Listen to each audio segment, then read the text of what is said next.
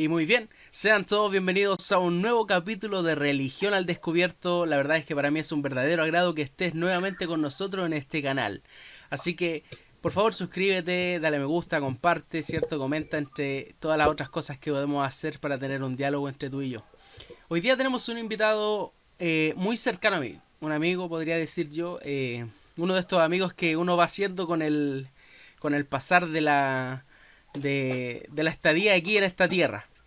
Sobre todo que nos une algo que nos interesa a los dos, que es el defender a Jesús entre muchas cosas, porque lo queremos, lo amamos. Así que les quiero presentar a Andrés de Imago Dei. ¿Cómo estás, amigo? Gracias, amigo. Yo encantado de estar aquí en Religión al Descubierto. Y como dices, es cierto, ¿no? Este pasar con el tiempo que estamos en la Tierra, hacemos amigos. Y no solamente eso, sino que en ese transcurso de a nuestros gustos académicos, tal vez, ¿no? Como la apologética, el poder seguir incursionando en estos temas, no solamente nos ayuda pues a seguir aprendiendo más, sino también nos abre la puerta a conocer gente, ¿no? En esta ocasión a extender amistades internacionales, ¿no? Porque ambos somos de distintos países y es lo bonito, creo yo, que esto también nos permite, ¿no? Poder conocernos y en un momento de repente conocernos no solamente de manera virtual, sino personal también, ¿no? Sí, eso es lo interesante. Antes de empezar el tema de las preguntas o las cosas que vamos a ir conversando hoy día, que hoy día es un tema bastante interesante, me gustaría preguntarte cómo parte el proyecto de Imago Dei, porque es algo interesante, así que me gustaría que nos explicara un poquito cómo parte este proyecto. Así es. Bueno, yo dirijo parte de el proyecto, el canal se llama Imago Dei. Eh, Mago Dei es una expresión latina que quiere decir a la imagen de Dios. Y yo creo, o nace este proyecto en mi corazón cuando veo que en Latinoamérica, sobre todo, se tiene, al menos en mi país, ¿no? Acá en Perú, se cree que el hecho de ser cristiano implica no leer, implica ser ignorante, implica eh, ser deshonesto intelectualmente. Entonces, cuando yo entro a la apologética y me encuentro con ah, este gran mundo intelectual, no académico, cristiano, digo, oye, esto se debe hacer conocer, ¿no? Las personas que no conocen deben verlo. Entonces, por esto es que yo abro Imago Dei, no para yo de repente decir, o mejor dicho, no para que yo pueda hablar, ¿no? Sobre lo que yo he leído, sino desde las fuentes de primera mano, es decir, desde los mismos académicos. Es por esto que Imago Dei se trata básicamente de entrevistar también, pero a académicos cristianos, ¿no? He tenido la oportunidad de poder estar con Maya Licona, con Hugh Ross, con Valerian Gongebeli, entre otros, ¿no? Justo ahora va a salir la entrevista con el doctor JP Morland, donde vamos a hablar sobre el alma, el libre albedrío, el argumento para la existencia de Dios desde la conciencia. Entonces, básicamente, desde así surgió Imago Dei para eso, ¿no? Para poder mostrarles la racionalidad del cristianismo a otras personas. Es interesante el hecho de que tantas personas nos hayamos conectado justo en el mismo tiempo, de que hayamos tenido las mismas expectativas de querer hacer crecer esta defensa en Latinoamérica, porque siempre las personas dicen, ah, es que la defensa auténtica está allá en Estados Unidos. Pero yo le digo, no, vente para acá, para Latinoamérica, porque aquí también hay escuela y hay cátedra. Así que hoy día queremos Claro. hablar un tema bastante interesante y un tema que realmente me llama mucho la atención dentro de... Yo sé que muchos de ustedes saben lo que trato de hacer yo y la vista en la que yo me voy y en las cosas que yo he estudiado, que es con respecto a la historia. Hoy día vamos a hablar un tema sobre el Jesús histórico y los puntos centrales. Como diría E.P.C. Sanders, esos puntos con toda certeza que sabemos de Jesús de Nazaret y trataremos de no irnos por esos puntos grises donde puede haber bastante debate. Así que antes de empezar, amigo, me gustaría que oraras para que podamos partir con la bendición del Señor. Claro, así que bueno, oremos. Señor, te doy gracias porque en esta oportunidad nos permites estar aquí reunidos con mi amigo David para poder seguir hablando de tu palabra, mostrando esta defensa de tu palabra, Señor. Seas tú hablando a través de nosotros. Lo que queremos no es enaltecernos nosotros mismos, sino enaltecer tu nombre, que tú seas glorificado a través de todo lo que hacemos. seas tú dirigiendo esta entrevista y te la entregamos también. En el nombre de Jesús. Amén. Amén. Amén. Así que partamos con una de las cosas más importantes. Antes de eso, quiero hacer un poquito de spam. Hace una semana tuve un debate con una persona de la crítica textual. eh, y él defendía la postura sobre que Tomás era del primer siglo. Y yo defendía la postura de que era del 150 al 200 después de Cristo, si es que se quiere decir así. Incluso algunos dicen más. Claro. Este debate se generó por el hecho de si es que podemos encontrar dentro de estos textos algo sobre el Jesús histórico. Y me llama poderosamente la atención porque hoy día el tema parte con esto. Parte con estos textos apócrifos y no solamente con los textos apócrifos, sino que parte con el libro que ha sido uno de los... está en el top 10 de los libros más vendidos en la historia, que es el Código da Vinci. Así que me gustaría que nos O hagas sea, una pequeña introducción sobre lo que es el libro, que nos dice y qué podemos contestar con respecto a esto. sí, bueno, Código Da Vinci básicamente es un libro donde yo lo consideraría como un poco de literatura histórica, ¿no? Porque trata de mezclar ciertos tintes históricos, entre comillas, eh, con cierta elocuencia literaria, ¿no? Dan Brown aquí nos presenta como una especie de nuevo evangelio, ¿no? Una nueva historia que no se ha contado antes, que ha estado escondida y que, wow, ahora ha llegado a la luz. Y bueno, esto ha sido, como bien lo dijo David, pues está entre los libros más vendidos del mundo porque ha sido como un boom. Y creo yo que las personas somos, me incluyo en cierta manera, que a veces lo conspiranoico o conspiracionista nos llama la atención, ¿no? Más que los hechos. Entonces, el creer de que la iglesia ha tenido escondidos ciertos libros y que no ha dejado que se sepa y ahora, después de tanto tiempo, se sabe la verdad, es mucho más creíble y verídico que sentarte a investigar, ¿no? Sobre historia antigua, sobre las fuentes. Es más fácil. Entonces creo yo que también por ahí ha partido el hecho de que sea muy vendido y muy aceptado en la tradición popular, ¿no? Y como decía David, bueno, ahora vamos a estar hablando en específico porque es muy, muy amplio, ¿no? Como pueden ver, tiene muchas páginas. Hay muchas críticas que se ha hecho también, muchos libros, ¿no? Al respecto, académicos, mucho más, personas más sabias que yo, han escrito al respecto. Pero hoy queríamos tocar de una manera un poco más general tres puntos, ¿no? Que son justamente estos tres libros apócrifos, que vendría a ser eh, el Evangelio de Felipe, de María Magdalena y el Evangelio de Judas. Sí, es interesante ese punto. ¿Por qué? Porque el Evangelio en mi opinión, y aquí yo, ojo, yo digo siempre mi opinión por si acaso. Yo creo que el Evangelio de Felipe, el Evangelio de María Magdalena y el Evangelio de Judas vienen con un hilo conductor muy finito que podría conectar a los tres en un ambiente no solamente gnóstico, pero sí de una iglesia muy tardía, a comparación de la iglesia que aparece en el primer siglo, dentro de los evangelios o en las cartas de Pablo. Así que veamos cuál es la diferencia, porque por ejemplo, miren, voy a ser muy honesto, cuando debatí con Javier, si no me acuerdo, no me acuerdo cómo se llamaba mi amigo, yo le di varios puntos de veracidad, le dije, claro, puede haber alguna parábola que sea más temprana que otra, pero es como muy ambiguo saberlo. Eh, Hay un grado, un pequeño grado de credibilidad de que puedan venir del primer siglo. Una mínima posibilidad, pero mínima, sí, mínima, mínima, mínima. Pero el problema es que hay tantos puntos negativos en estos textos que hacen imposible esta idea. Y quiero escuchar la crítica que nos va a dar Andrés con respecto a estos puntos negativos que vienen de los propios textos, cosas internas que el texto, el mismo texto se desacredita a sí mismo con algunas cositas que vamos a ir escuchando ahora. Así que, ¿qué cosas serían estas, Andrés? Sí, bueno, en primer lugar, valga decir que eh, esto lo hago también desde una perspectiva un poco más aficionada, ¿no? Pero he encontrado pues muchas críticas de historiadores, de académicos, que son amplias, ¿no? Como bien dije, han escrito bastante. Entonces he tratado de resumir algunos puntos. Y en primer lugar quería tocar el Evangelio de Felipe, ¿no? Que ese Evangelio que se encontró, si no me equivoco, por el año 1945, ¿no? Por alrededor de ese año. Y como bien lo decía David, se trata de un evangelio gnóstico, ¿no? Eh, que al parecer data del siglo III, por ahí. Y como todos los escritos gnósticos, estos son posteriores a la historia de Jesús, ¿no?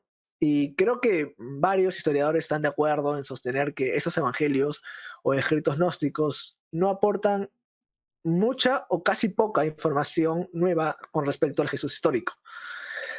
Y bueno, el Evangelio de Felipe básicamente, bueno, antes de comenzar, quería decirte que estos evangelios, la primera vez que yo escuché, fueron uno de los argumentos que hizo que yo dudara de mi fe.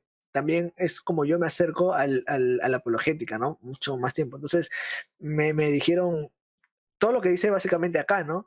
Y yo creía que era cierto en ese momento, ¿no? Que no sabías que Jesús tenía una esposa, ¿no? Me dijeron cuando tenía 13 años de edad. Y yo dije, eso calaba en mi mente, ¿no? Yo decía, wow, ¿no? La iglesia ha mentido, la Biblia, porque la Biblia no dice la verdad, ¿no? Pero están Eh, ocultando algo.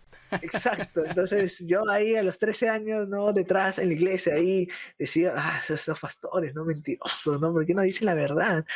Pero bueno, básicamente en este evangelio se puede leer, ¿no? Ciertas frases porque bueno, no está, bueno, ciertas frases que se menciona, ¿no? Como uno es, ¿por qué la amas más que a nosotros, no?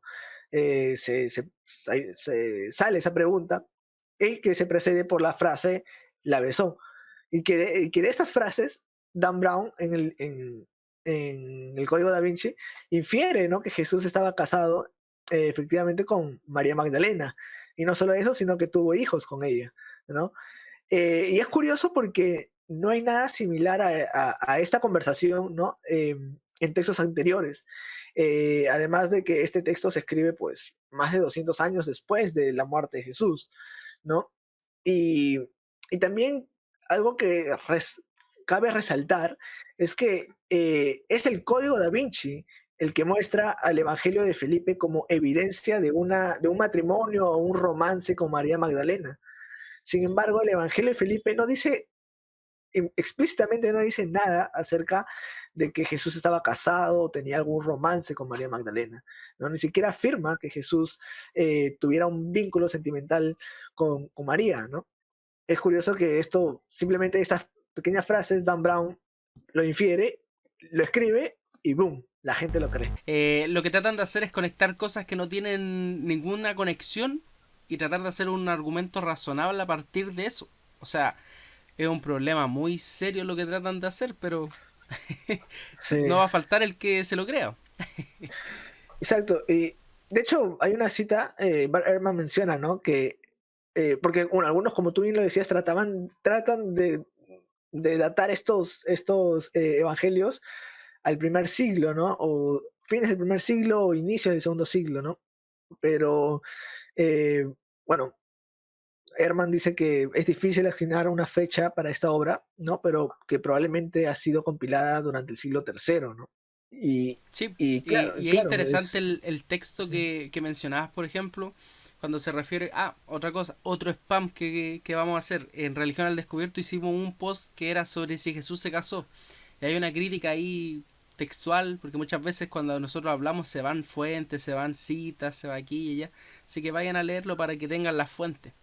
El texto al que nos referimos es el Evangelio de Felipe, el párrafo 55 donde dice la compañera, entre corchetes, María Magdalena, entre corchetes de nuevo, más que, entre corchetes, los discípulos, entre corchetes, la besarla, besarla, entre corchetes, entre corchetes. O sea, es un texto que está como muy deteriorado, se han perdido varias partes, pero lo bueno es que la crítica textual y los filólogos han podido reconstruir lo que trata de decir el texto de Felipe, el Evangelio de Felipe, párrafo 55, donde se menciona el texto que estamos mencionando, donde dice la compañera, corchetes, Magdalena, corchetes, Masquea, corchetes, los discípulos, corchetes, besarla, corchetes, en corchetes. O sea, es un texto que está deteriorado por todos lados, es un texto que se perdió, pero de una manera impresionante.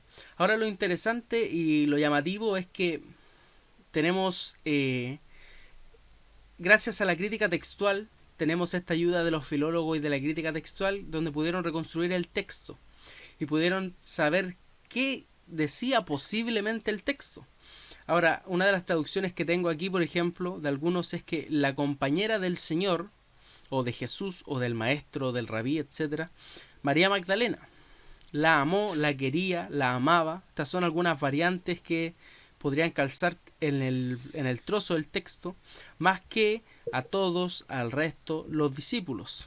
El otro corchete decía, y solía, en vez en cuando, con frecuencia, eh, solía besarla en, que aquí termina el texto, puede haber dicho boca, mejilla, mano, etcétera. Ahora si nosotros nos ponemos a analizar el texto completo en el Evangelio de Felipe, en el párrafo 31, se nos menciona otro texto bastante llamativo, que este no tiene deterioro. Dice lo siguiente, por la boca, si el logos hubiera salido de allí, se alimentaría por la boca y sería perfecto. Los perfectos son fecundados por un beso y engendran por eso nos besamos nosotros también unos a otros y recibimos la fecundación por la gracia que nos es común. Es interesante esto porque habla prácticamente como de un ritual gnóstico de cómo se traspasaban ellos el logos, la palabra, pero no lo menciona en una connotación sexual, lo menciona como en una connotación fraternal. Por ende, esto de tratar de hacer hermenéutica del mismo texto muchas veces nos sirve para aclarecer varias cosas de lo que quiere decir el texto. Otra cosita antes de pasarte el bando a ti. Este texto es interesantísimo. Yo lo tengo medio usado. Descubre los misterios del código da Vinci de Darrell Book. Es interesante. Vayan a buscarlo. Esta es la versión de bolsillo, pero hay una versión de estudio que es más grande, que es donde se explican varias cosas de lo que vamos a hablar hoy día. Así que, ¿qué otros detalles nos puedes ir aportando, amigo? Sí, ya para de repente pasar al otro evangelio, quería cerrar con esta, con si realmente María estuvo casada con Jesús. Tengo una cita del doctor Paul Meyer y él menciona lo siguiente. En realidad Jesús nunca se casó con nadie, pero durante años los eruditos sensacionalistas y sus divulgadores novelescos han desempeñado el papel de madres dotadas que intentan casar a un hijo elegible. Ahora bien, si hubiera una sola chispa de evidencia de la antigüedad de que Jesús pudo haberse casado, entonces, como historiador, tendría que sopesar esta evidencia contra la ausencia total de tal información de las escrituras o en las tradiciones de la iglesia primitiva. Pero no existe tal chispa ni una pizca de evidencia en ninguna parte de las fuentes históricas, incluso donde uno podría esperar encontrar tales afirmaciones en los extraños evangelios apócrifos del siglo II, que el Seminario de Jesús y otras voces radicales están tratando de rehabilitar tan desesperadamente, no hay referencia a que Jesús se haya casado. Excelente texto, excelente frase. ¿Te parece si es que analizamos a fondo más estos textos apócrifos antes de cualquier otra cosa? Creo que es más interesante que si nos podemos centrar en estos textos para que hagamos una crítica completa. No sé Ujú. si te late la idea. Sí, sí, Eh, claro. Otra cosita, el hecho de que muchas veces cuando se le nombra como compañera a María Magdalena, dictan y dicen que esta forma de presentarla como compañera es una forma en la que se presenta una esposa. En el texto, en el párrafo 32 y en el 55 se nos presenta a María Magdalena como compañera de Jesús. El texto, la palabra que está en griego dice koinonos, que esta denota como, según la nueva concordancia Strong, página 602, como compañera, como cómplice o como copartícipe de algo. Ahora, la palabra para definir a una persona como esposa es la palabra guné, que aparece 217 veces refiriéndose a esposas en el Nuevo Testamento o en la Strong página 535. Por ende, pensando esta comparación, no podríamos llegar a la conclusión de que María Magdalena era la esposa de Jesús recurriendo a las palabras directas del texto. Claro, exacto. Y eso es lo que, y creo que en parte es un error que se hace desde los críticos o personas como Dan Brown, por ejemplo, ¿no? Que, como bien dices, separan mucho el tema o mejor dicho, hacen una lectura muy superficial y sacan inferencias de algo, de un texto donde no las hay, ¿no? Sacan conclusiones donde no las hay. Y claro, las presentan como verídicas sin antes haber hecho un análisis riguroso, ¿no? Y de repente exegético incluso. Y eso no solamente pasa de repente con estos textos apócrifos, ¿no? Sino pasa también con textos de la propia Biblia, ¿no? El Nuevo Testamento, donde vemos que hay gente que te dice, oye, no, pero eso significa tal y tal. Tú le dices, oye, pero estás leyendo fuera del contexto, estás leyendo, no estás entendiendo, ¿no? Y claro, es una de los errores que se comete al tomar libremente, ¿no? Sin tener en cuenta los estudios o de repente las herramientas exegéticas que se tiene que usar para analizar textos antiguos, ¿no? Sí, y ese es el problema de tratar de mover este texto a una fecha más temprana sin una evidencia de peso. Yo creo que ese es el problema. Historiadores como Antonio Piñero es muy crítico con respecto a estos textos. Cree que son textos llenos de exageraciones maravillosas, textos que realmente no tienen nada histórico. Incluso hay un libro que se llama María Magdalena, la compañera de Cristo, que es donde menciona estos textos, entre la página 46 a la 55. El filólogo empieza a analizar estos textos y empieza a hacer una crítica directa a lo que es el texto. Entonces, creamos menos en cuentos de hadas. Yo creo que ese es el problema. Dejemos de creer en cuentos de hadas o creer que la iglesia está tratando de esconder algo, etcétera. Sí, y solamente para, antes de pasar al siguiente evangelio, ¿no? Eh, es algo curioso que a nosotros, los cristianos, normalmente en los ámbitos populares, ¿no? Sobre todo en Latinoamérica, se nos presenta como personas deshonestas intelectualmente hablando, personas que no hacen un estudio riguroso y por lo tanto creen en cuentos de hadas, ¿no? Para ellos, como es creer en Dios, creer en los milagros, que vamos a hablar más adelante. Pero ellos no se hacen la misma crítica, ¿no? Y a veces creen en cosas que no tienen sustento ni un asidero histórico, ¿no? Como hace poco creo que compartí en Facebook este meme, ¿no? De que Jesús, que supuestamente en otras historias de culturas antiguas se tenía historias de una resurrección o que Jesús eh, era un plagio de culturas antiguas, ¿no? Que era básicamente un plagio de las historias de Horus, de Osiris, de Mitra. Y claro, la gente lo cree, ¿no? Y te dice a ti, oye, ¿cómo vas a creer en Jesús? Si Jesús es un plagio de culturas antiguas, ¿no? Ponte a leer, todavía te dicen. Y uno es el que no lee. Miren, miren, otra cosa, le hicimos la tarea. Ahí en Religión al Descubierto están las comparaciones con supuestos dioses paganos. Y claro, dentro de las fuentes primarias de estos dioses paganos no hay ninguna concordancia con lo que es Jesús de Nazaret, ni su vida, ni su ministerio, ni la resurrección. Así que yo siempre cada vez que nos dicen, oye, anda a leer, y yo les digo, oye, pero si nosotros leemos las fuentes primarias, nosotros vamos a Plutarco, nosotros vamos a Tito Livio, vamos a Dion Casio, los que cuentan las historias reales, y ellos no dan ninguna comparación a lo que es Jesús de Nazaret. ¿Tú con qué Mm. fuentes te basas? Y yo creo que ahí como que se acaba un poco la conversación. Me han bloqueado por lo mismo. Sí, ese es un poco lo difícil de conversar a veces por redes sociales, ¿no? La gente, no sé, te bloquea y ya. Y bueno, me gustaría pasar al siguiente evangelio, que es el evangelio de María Magdalena, ¿no? Que este básicamente se descubrió, ¿no? A finales del siglo XIX, un fragmento, ¿no? Un fragmento escrito en copto y luego otros dos escritos en griegos en el siglo XX, eh, donde básicamente este evangelio relata la historia de María Magdalena. Bueno, en realidad dice María, ¿no? Pero las personas o los críticos creen que hace un énfasis a María Magdalena, ¿no? En contraposición de las otras Marías que se conocen en el Nuevo Testamento. Y bueno, aparece esta María, ¿no? Impartiendo a los discípulos enseñanzas que Jesús le había dado personalmente, ¿no? Y se ve en este relato a Andrés, a Pedro, un poco dudosos, un poco escépticos, ¿no? Sobre esas enseñanzas que María estaba impartiendo, porque obviamente de alguna manera iba en contraposición de lo que ellos habían aprendido. Pero después aparece un tal Leví, quien la defiende y ordena a los discípulos a que sigan predicando. A mí cuando me lo decís, yo digo, esto es puro cuento, pero hay que argumentar por qué yo creo eso. Ahora, ¿cuál versión? Pucha, la versión copta es muy corta y la versión griega tiene muchas lagunas. Es mejor revisemos la versión griega. Ujú.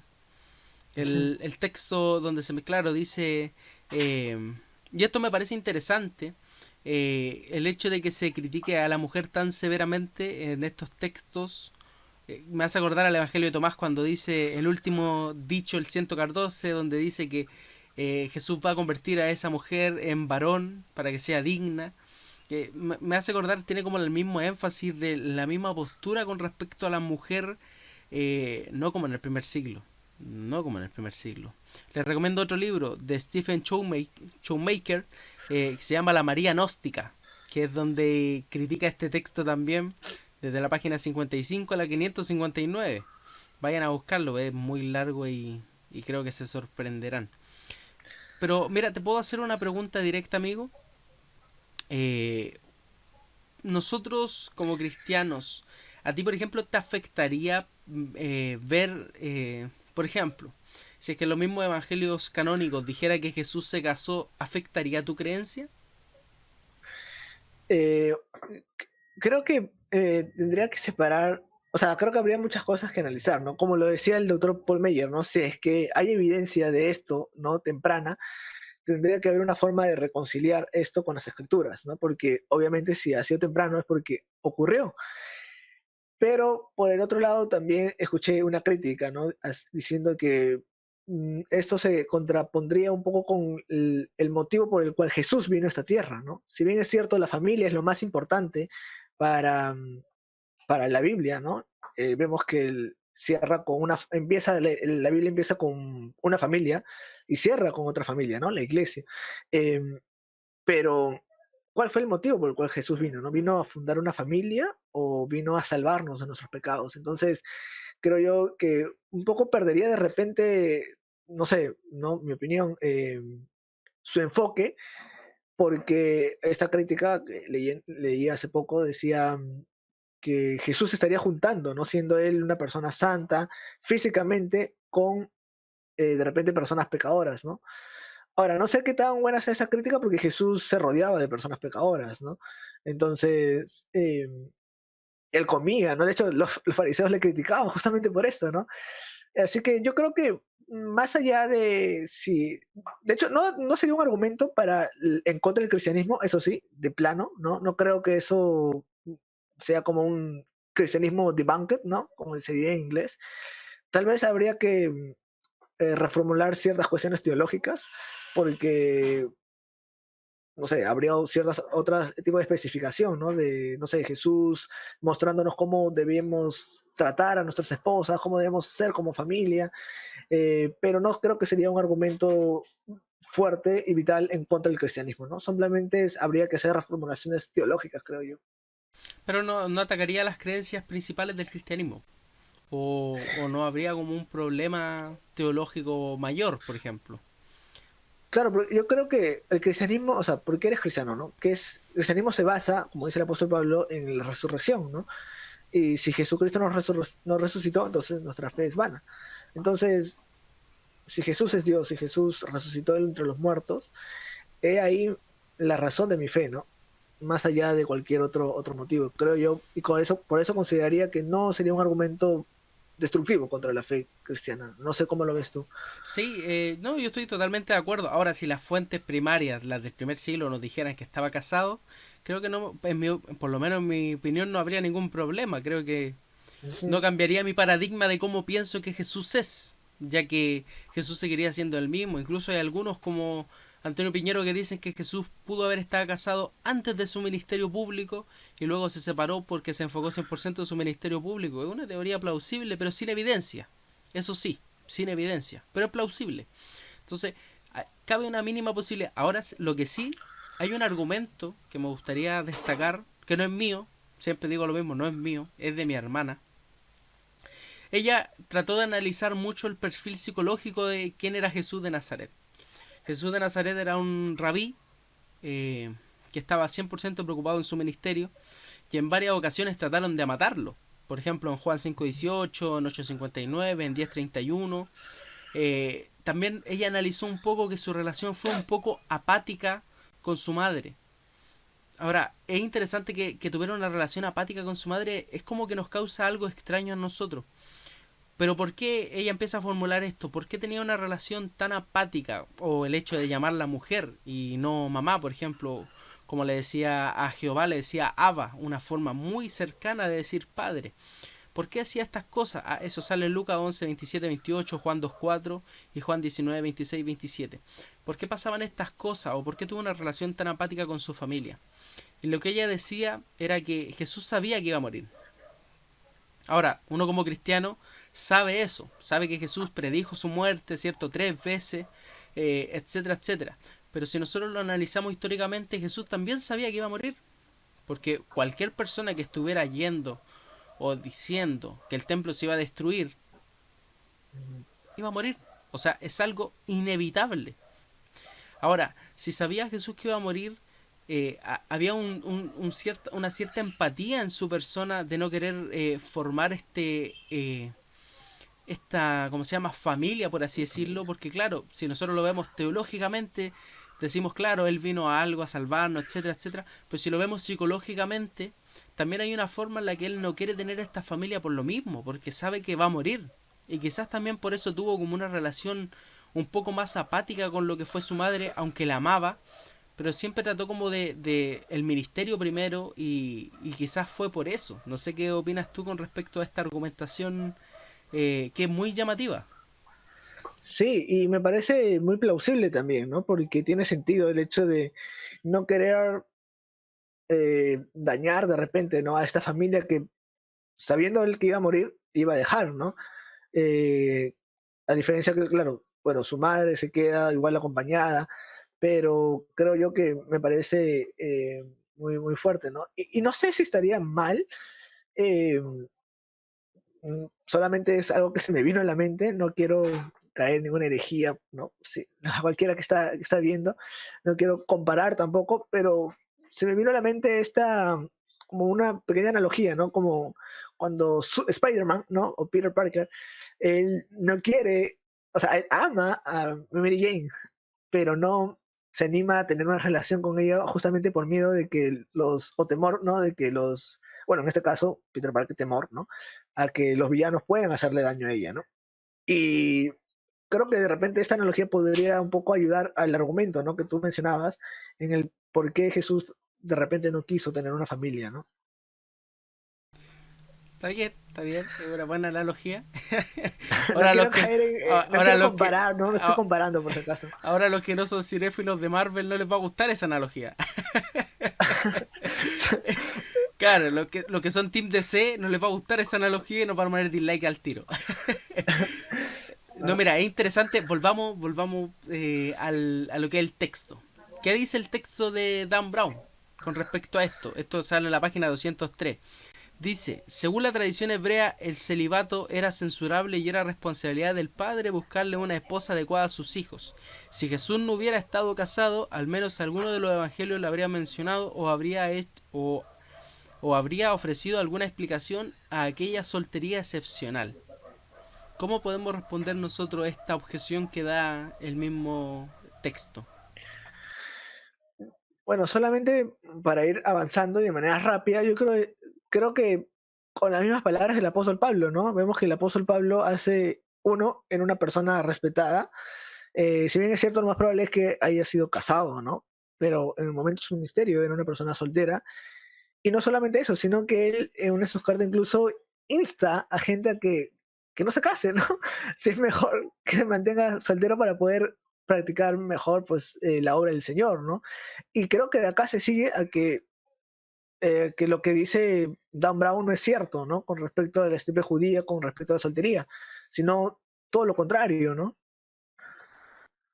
Y tenemos ejemplos históricos con respecto a solteros que había en el primer siglo y que Mm, eran muy cercanos al ambiente, el ambiente geográfico de Jesús. Los esenios eran un grupo de judíos mm, que no se casaban. O había un grupo que al menos de estos esenios, que habían, según algunos historiadores, 7 tipos de esenios, pero había un sector que no se casaba y se quedaban en esta condición. Esto lo pueden buscar en Filón de Alejandría, Hipotética 11 del 14 al 17, Flavio Josefo en Antigüedades Judías 18 del 1-5 y en Guerra de los Judíos 2-8-2. Y hay otro caso que nos menciona Filón de Alejandría solamente, que son los terapeutas, que también son otra secta no tan conocida para el mundo en general. Los terapeutas dejaban todo por una vida nueva, dejaban sus bienes, negocios y dejaban sus familias, sus esposas, hijos, etcétera. Todos iban a dormir en habitaciones separadas para vivir en más soledad. Esto lo pueden encontrar en la escritura de Filón de Alejandría sobre la vida contemplativa del 21 al 90. Entonces, imagínate, no solamente tenemos el ejemplo de Pablo, que Pablo sí o sí era célibe, no hay duda de eso. Ahora, si estuvo casado antes, no sabemos, no hay evidencia. Pero los esenios, había un grupo que sí era un grupo que era célibe, eh, y los terapeutas también, incluso hasta algunos llegan a especular que Juan el Bautista fue célibe. Entonces, creo que hay como que hay mucha tela que cortar con respecto al tema. ¿Qué tienes que Sí. decir con respecto a eso, amigo? Sí, sí, me parece que es un argumento formidable en contra de lo que dice Dan Brown, ¿no? Y claro, bueno, con respecto a lo de Pablo, claro que sí, hay un debate, ¿no? Con respecto a eso, pero aparte, pero me parece que es un argumento pues interesante y muy fuerte, porque no solamente es evidencia de la propia Biblia, sino también histórico, con destruyendo, ¿no? O mejor dicho, argumentando en contra de lo que Dan Brown presenta en su libro. Y también para cerrar esto con el Evangelio de María, es que me parece que también esta forma de presentar el Evangelio de María es como diciendo, wow, la iglesia, porque claro, se presenta a María Magdalena como aquella que estaba hablando, ¿no? Sobre las enseñanzas que Jesús le había revelado a ella en secreto. Y dando a entender que básicamente la autoridad de la iglesia, la autoridad, ¿no? Estaba también puesta sobre ella, ¿no? Y de alguna manera de acá se sigue con que, bueno, la iglesia ha tenido por mucho tiempo escondido esto, ¿no? Para que la figura patriarcal del hombre se mantenga, ¿no? Pero cuando era, no sé, ambos, ¿no? Entonces, creo que uno no se sigue de que la Biblia sea, o Dios sea machista, o los cristianos sean machistas, pero no creo que no hay evidencia para decir esto, ¿no? Porque todo esto, como bien lo decimos, se basa en un texto gnóstico, ¿no? Posterior muy posterior a la historia de Jesús, ¿no? Y antes de que sigas, me gustaría decirle a todas las personas que nos vemos en una pausa comercial, así que no se pierdan de nuestra transmisión Religión al Descubierto. Que su entrevista ha sido, yo diría que la más técnica de cuantas me han hecho en los últimos 20 años. Nada más, es bastante. Con el oír, sino que tomemos decisiones y entendemos que también este mensaje, ya no digo solo este directo, sino el mensaje de Jesús pueda llegar cada vez a más personas. Es un mensaje que cambia vidas y que transforma el mundo y lo hace para bien. Soy el camino, yo soy la verdad, yo soy la vida. Juan 14:6, nadie llega al Padre si no es por mí.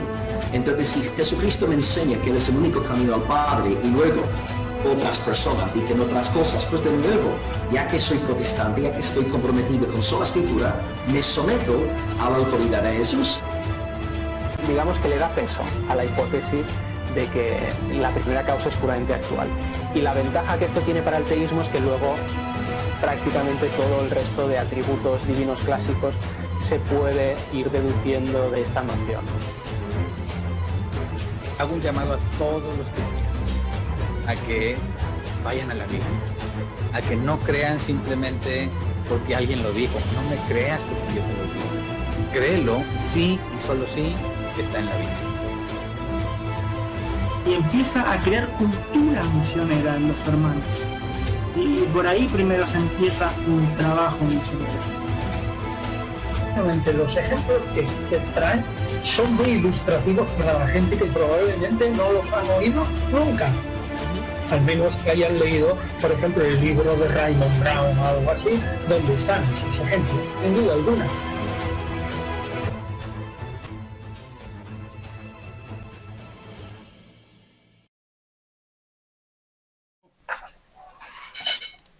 Así que estamos de vuelta en su canal predilecto, Religión al Descubierto. Creo que es como una rima así. Así que, qué interesante.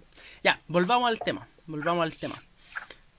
Cerrando el texto de Felipe y cerrando el texto de María Magdalena, conclusiones breves. ¿Qué podríamos decir con respecto a estos textos?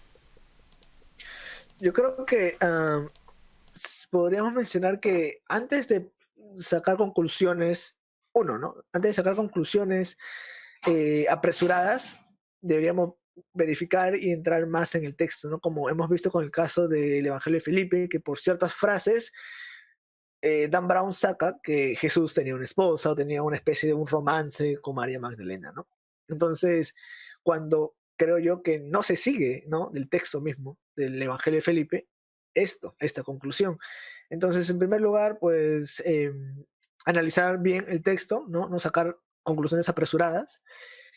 Y bueno, siempre también retomar e ir a las fuentes principales, ¿no?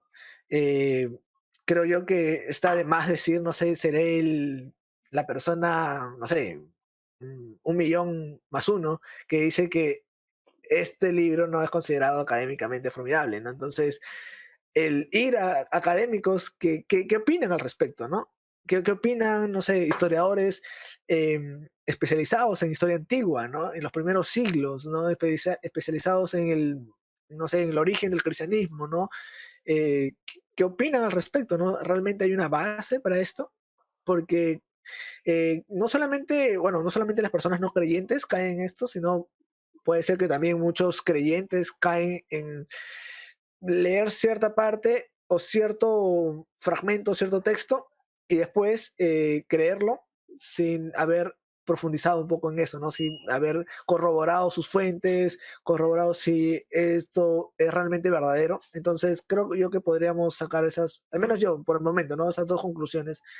No sacar conclusiones apresuradas y siempre ir a las fuentes principales y también profundizar en que si es que realmente lo que he leído es cierto, tiene evidencia o simplemente son, no sé, cuentos, ¿no?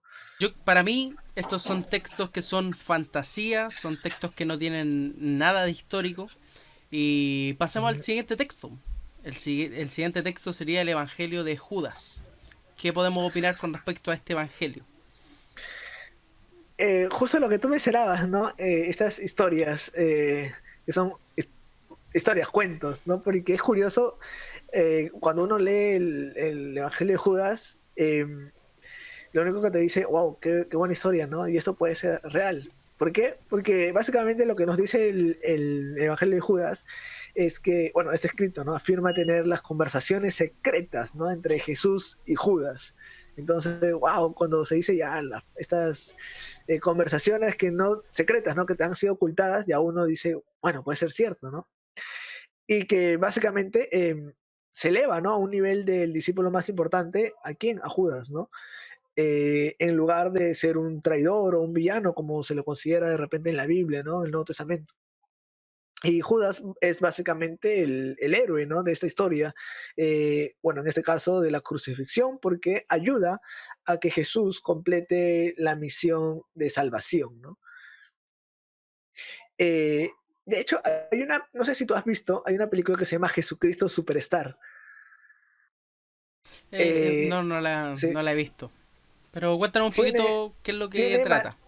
lo que pasa es que tiene matices de este evangelio, del evangelio de Judas, ¿no? Que se trata de básicamente Judas, ¿no? Siendo el personaje principal del, de los evangelios o del evangelio de la historia de Jesús, porque el papel Judas ayuda a que Jesús pueda completar y pueda llegar, ¿no? A esta misión que Dios le había encomendado para salvación de otros, ¿no? Entonces Judas no se presenta como un traidor, sino se presenta como este ayudante, ¿no? Que inclusive como el apóstol más importante, el discípulo más importante, porque le ayuda a Jesús a que él pueda cumplir con lo que Dios le había pedido, ¿no? Mandado. Y bueno, es parte de un musical también, pero se sustenta en el Evangelio de Judas. ¿Cómo debe de haber ficción dentro de ese evangelio? Digo yo. Digo yo. Sí, sí, sí. El texto interesante que sería como el texto clave del Evangelio de Judas, sería la página 47, donde le dice a Judas, tú serás el 13º y serás maldito por generaciones y vendrás para reinar sobre ellos. Mira qué interesante. También una de las cosas que yo le mencionaba en el debate con respecto a el Evangelio de Tomás, era con respecto a que hay una reivindicación del personaje de Santiago, que en el versículo 12 decía que Santiago, gracias a él, era porque no existía el cielo y las cosas, las estrellas, etcétera, etcétera. Y aquí hay también una reivindicación de personaje.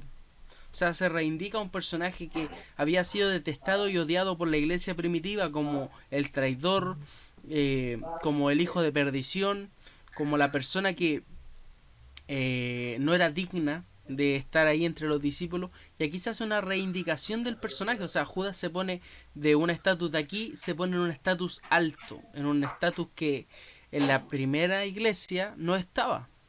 Entonces, ¿cómo podemos nosotros abordar esto? Esta reivindicación. Eh, bueno, yo creo que, o sea, estas críticas que se hacen, ¿no? Con respecto al Evangelio de Judas, y que, como bien dices, ¿no? Que la iglesia primitiva ya lo catalogaba, ¿no? Como un villano, como un traidor, y que ahora se cambia la postura, ¿no? Es simplemente, creo yo, abordar desde las mismas fuentes primarias, ¿no? Que vendría a ser los evangelios, ¿no? Eh, yo creo que regresar a estas fuentes primarias no sería nada malo, porque en primer lugar son fuentes que se pueden considerar confiables, ¿no? Y fiables históricamente hablando. ¿Y qué nos dice al respecto, no? Estas fuentes tempranas con respecto a esta fuente tardía. Y ahora no solamente eso, también creo que Ireneo también critica, ¿no? Y condena de herejía en su libro justamente contra las herejías a este Evangelio de Judas, ¿no?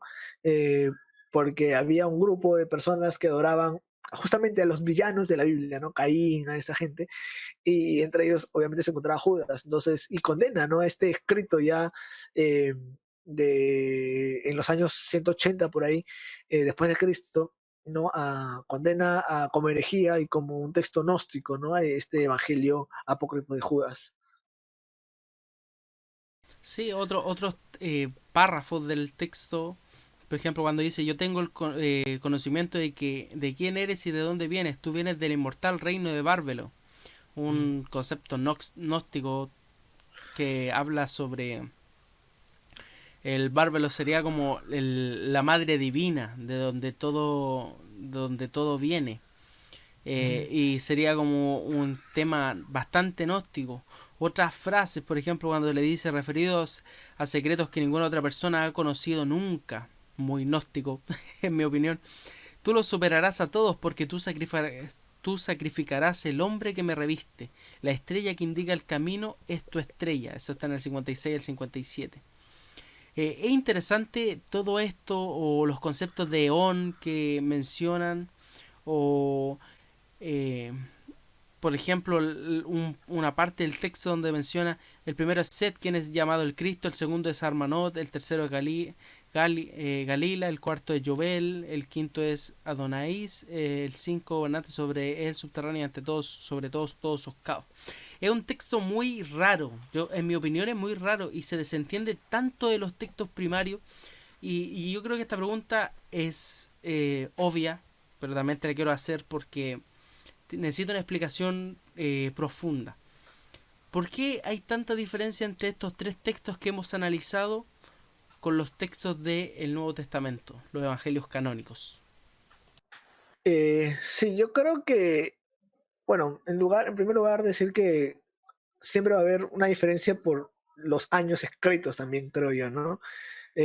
Son evangelios más tardíos y bueno, de hecho, el historiador, Philip Jenkins, él menciona, ¿no? Y dice, una de las razones por las que se fechan demasiado tardíos estos textos, y creo que también ahí está la razón de por qué son tan distintos, es que estas obras tienen un tipo de mitología gnóstica que es característica de la segunda parte del siglo segundo, ¿no? O comienzo del tercero. Entonces, como están un poco influenciados por esta corriente gnóstica de ya de esos siglos, entonces se contamina y por eso de alguna manera tiene un carácter un poco contradictorio a lo que se presentan los evangelios canónicos escritos en el primer siglo, ¿no? Eh, y obviamente los nombres no son porque hayan sido escritos por Felipe, por María Magdalena, sino porque se le quiere dar un sustento apostólico, ¿no? Una sucesión apostólica a estos evangelios para que se haga ver que, bueno, también tienen peso, por más que sean un poco contradictorios, pero tienen peso histórico, ¿no? Tienen peso apostólico porque fueron, hay este conducto, ¿no? Pero cuando vemos en realidad, creo que no es así, y la razón es justamente por la influencia gnóstica, ¿no? ¿Qué podríamos decir entonces en conclusión con respecto al texto de Dan Brown? La respuesta corta, no crean en cuentos de hadas.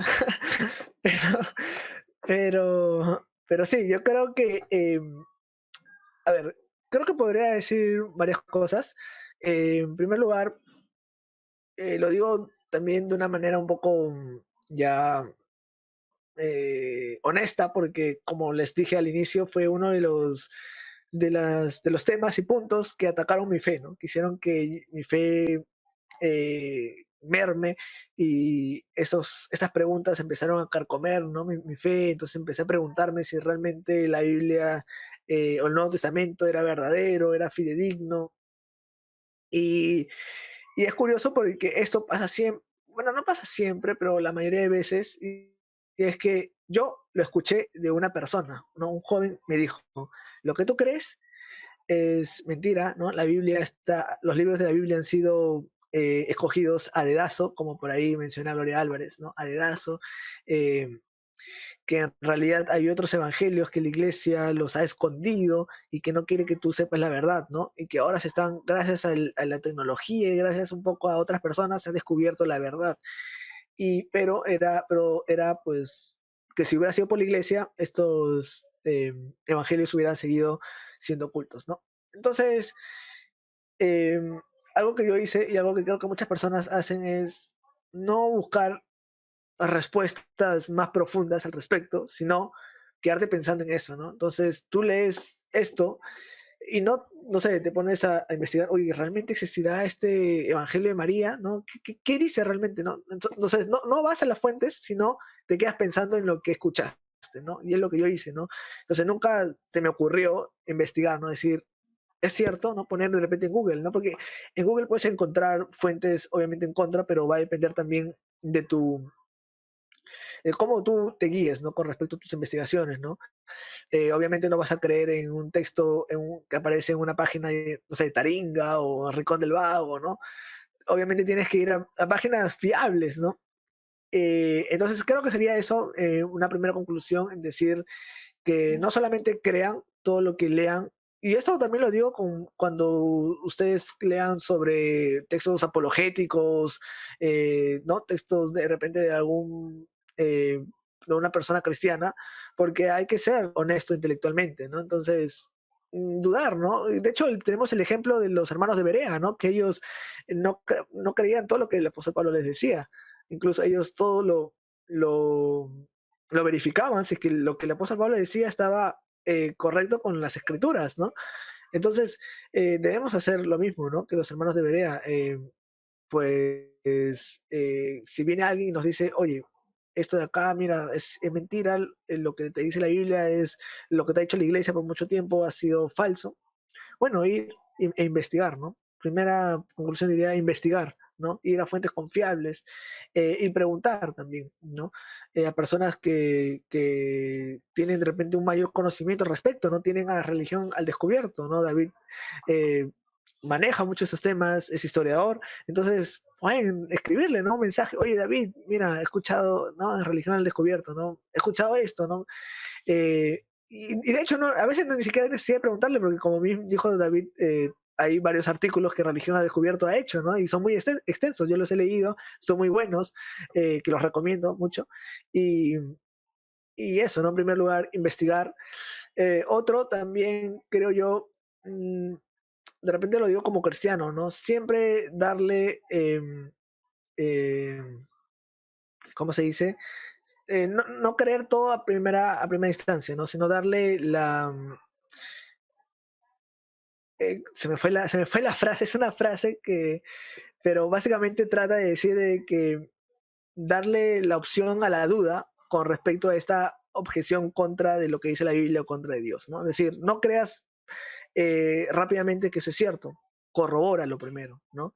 Entonces, si alguien te dice, oye, la iglesia te está engañando por bastante tiempo, no lo creas primero investiga y luego recién corrobora si eso es cierto o no.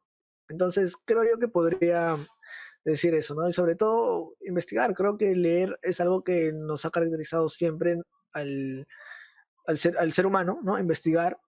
eh, y bueno, creo que los cristianos no estamos exentos de esto. Debemos investigar para poder defender nuestra fe, porque como bien hablamos, algo que nos une con David y otras páginas es el defender nuestra fe. Y para defender nuestra fe no solamente debes conocer tu fe, sino también debes conocer, estudiar e investigar otras ramas del saber, ¿no? Como la historia, la filosofía, en este caso que estamos hablando de temas históricos. eh, pues profundizar, ¿no? De repente no profundizar al nivel de un historiador, ¿no? Que se mete a una biblioteca y está investigando, pero hay personas divulgativas, ¿no? Como es el caso de David, que todo lo que han estudiado te lo pueden resumir en párrafos, ¿no? Con fuentes que tú puedes ir a corroborar si eso lo que está diciendo es verdad o no. Entonces, eso, ¿no? Creo que podría decir eso, que me ha ayudado mucho, ¿no? El no creer y simplemente aceptarlo y ya. Sí, eso es uno de los consejos que le doy a todas las personas que le he ayudado durante esta estancia, eh, como religión a descubierto, como muchos consejos, es no tomar las cosas sí porque sí. Yo en algún Ujú. momento como cristiano me aburrí de las respuestas que sí. Yo soy una persona que desde muy pequeño preguntaba todo por qué. Todo era un por qué. ¿Por qué pasa esto? ¿Por qué pasa esto otro? ¿Por qué? ¿Por qué? ¿Por qué? Incluso a mi familia la tenía enferma por lo mismo. Mi hermana me decía, cállate un rato, por favor. El tema es que ese por qué tiene que estar siempre en tu vida. Eh, para eso nosotros investigamos. Para todo eso nosotros investigamos, leemos, estudiamos, para ayudar a las otras personas que no han podido, por ejemplo, investigar un tema. Nosotros te ayudamos para eso y no creerlo solamente porque te lo digo yo, sino porque mi argumento tenga lógica, tenga razonamiento plausible, porque te esté dando fuentes, por ejemplo, que van con respecto al tema. No es creerlo simplemente por creerlo. Es un buen consejo y se lo he dado siempre a todos y creo que es bueno recalcarlo. No crea, incluso hasta el pastor Hernán Bandén una vez nos dijo, no creas porque yo te lo digo, sino que créelo porque la Biblia lo dice. No nos creas incluso a nosotros. Créele a la investigación que tú puedas hacer y te recomiendo que vayas a las fuentes primarias y creo que te vas a sorprender mucho. Así que muchas gracias amigo. Sí. Ha Yo, sido... yo quería citar a Michael Bird antes Ujú. de cerrar, Sí, y sí. justamente con respecto a estos textos pues apócrifos, ¿no? Y por qué no están incluidos. Y él dice lo siguiente, ¿no? Él dice, el rechazo de otros evangelios por parte de las iglesias proto-ortodoxas y ortodoxas no fue arbitrario ni meramente político. Las razones para rechazarlos eran convincentes y contundentes. Entre las principales críticas que se hacían contra los otros evangelios y sus autores estaban las siguientes. Uno, el Jesús que presentaban no tenía nada que ver con el Jesús conocido en otros escritos sagrados, ni era congruente con la tradición apostólica. Dos, los otros evangelios casi siempre son esotéricos, elitistas o erróneos en lo que afirman sobre Dios, la creación, el pecado, la santidad, la ética y la redención. Y tercero, no pueden trazar sus orígenes debidamente hasta los primeros seguidores de Jesús, además de ser tardíos y tendenciosos. Creo yo que esta cita, bueno, leyendo, como bien decía David, investigando, creo que puede aportar un poco, ¿no? A lo que hemos estado hablando hoy día. Sí, es interesante. Vuelvo a decirlo, muchas gracias por este crossover, porque sé que Ujú. había mucho tiempo que gente me lo ha pedido, pero de todas las maneras posibles queremos un crossover, queremos un crossover. Siempre me andan pidiendo crossover con todas las personas. Lleva a Religión al Descubierto con Imago Dei, lleva a Religión al Descubierto con Rincón Apologético, lleva a Religión al Descubierto con todo. O sea, tengo que hacer crossover con todos. Y para mí esto es una bendición. Esto para mí es una bendición, así que te Y falta el doy... tiempo, ¿no? Porque teníamos otros puntos para conversar sobre los Sí, milagros, sobre quién era sí, Jesús, sí, sobre si Jesús creía que era Dios, pero sí. bueno, el tiempo nos Sí, queda es que corto. es muy interesante este tema y dio para mucho. Prácticamente de material llevamos como una hora y algo. Y es interesante porque lo bueno es que vamos a tener un segundo crossover con respecto a eso, que son los puntos centrales de lo que es Jesús de Nazaret, sus puntos centrales, los que tenemos más certeza. Otras cosas también decir con menos certeza, porque yo como historiador soy totalmente honesto, hay cosas que tenemos total certeza, hay otras que no tenemos total certeza, hay otras cosas que provienen de la fe, otras cosas que provienen de la teología, hay otras cosas que la hicieron los discípulos, otras cosas que vienen de los copistas, otras cosas que vienen del Evangelio original, así que es mucha cosa, se los voy a dejar encargado a todos ustedes para que nos vean la próxima vez en ese próximo capítulo, así que antes de despedirnos, muchas gracias amigo Andrés, es realmente un honor tenerte aquí, es un gustazo. Tú sabes que puedes contar conmigo para cualquier cosita y es una bendición para mí que estés aquí. Gracias, amigo. Igual para mí también ha sido bonito tiempo de poder compartir. Estoy también feliz de poder conocerte, ¿no? Poder contar con tu amistad y sobre todo con tu conocimiento, ¿no? Que aporta mucho a este defensa de la fe aquí en Latinoamérica. Así que nada, yo encantado, feliz de estar en Religión del Descubierto y poder conversar sobre estos temas, ¿no? Sí, es un bonito tiempo en el que podemos estar y vamos a hablar en otra ocasión. Ya, Sí, sí, pues, de todas ya maneras. vamos a empezar a sacar cálculos porque tenemos que hacer este diálogo en la segunda parte. Ya van segundas partes con muchas personas que las que hemos hablado, así que viene segunda parte y esta segunda parte va a ser más potente que esta porque la segunda viene con material pesado, así que las personas que Así están es. ahí siguiendo el material no se desconecten porque Religión al Descubierto está más vivo que nunca. Así que muchas gracias, amigo. Y me gustaría antes de terminar orar para que nos vayamos con la bendición de papá, que es lo más importante. Así que, Padre amado, Padre celestial, te damos las gracias, Señor, por estar nuevamente con nosotros en este lugar. Te quiero pedir, Señor, que tú puedas bendecir a Andrés, Señor, su vida, Señor, su ministerio, su trabajo, Señor, su material y el apoyo, Señor, que le ha dado a cada una de las personas, Señor, que son sus seguidores, Señor. Te quiero pedir, Señor, que tú puedas bendecir a sus familias, Señor, y cada una de las cosas, los proyectos, Señor, en los que tú estás involucrado, papá. Te quiero pedir, Señor, que tú lo bendigas durante este tiempo, durante esta semana, Señor, y que Él pueda brillar, Señor, ser luz, Señor, en un lugar de tiniebla. Así que te doy gracias, Señor, por todas estas cosas, y te lo pedimos en el nombre del Padre, del Hijo, del Espíritu Santo. Amén y amén. Así que, amigo, muchas gracias por estar conmigo y a todos los que están detrás de su pantalla, muchas gracias por estar conectado con nosotros. ¿Algunas palabritas para despedirte? Bueno, nada, es un gusto estar aquí. Un saludo a tus seguidores también. Y que igual puedo ser mi cherry. Ya sale la próxima entrevista con JP Morgan sobre el alma y el argumento para la existencia de Dios desde la conciencia. Así que JP Morgan es un capazo, así que ahí pueden verla. Pero mira, háganse esta, pues miren. Como por ejemplo van a estar allá, después vénganse para acá y después váyanse para allá. O sea, vamos saltándonos, tienen material para estudiar durante todo este mes, toda esta semana y aparte que el tema del alma es una de las cosas más importantes de lo que es el Nuevo Testamento. La otra vez estuvimos hablando con Rubén sobre el alma y las cosas que los que lo mencionamos por encima, así que realmente un tema muy profundo y un tema que va a dar un temazo. Así que muchas gracias, amigo. Váyanse al canal de Imago Day, váyanse a la página de Facebook y también vayan a preguntarle cosas porque Andrés es una persona también que tiene mucho conocimiento y ha sido una de las personas que ha estado más directo con eruditos de alto nivel, así que pueden también él también los va a poder ayudar con preguntas, respuestas que se pueden hacer, porque siempre tratamos de responder nuestras dudas, pero yo prefiero que me dejen con más dudas, porque preguntas tengo muchas, pero prefiero que me dejen con más dudas cuando hablamos, así que vayan allá, vayan a pegarse un viajecito por Imago Day, vayan a su canal y a su página de Facebook y entreténganse, que es lo más interesante, y aprendan, porque ese es el punto principal. Así que muchas gracias a todos los que estuvieron conectados con nosotros, que el Señor me los bendiga, me los guarde y me los proteja, y nos veremos en un próximo capítulo de Religión al Descubierto. Chao, chao.